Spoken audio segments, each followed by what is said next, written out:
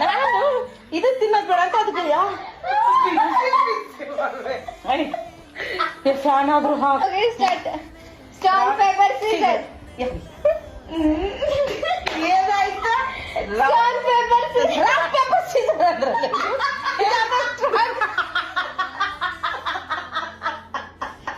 rock paper scissor rock paper Caesar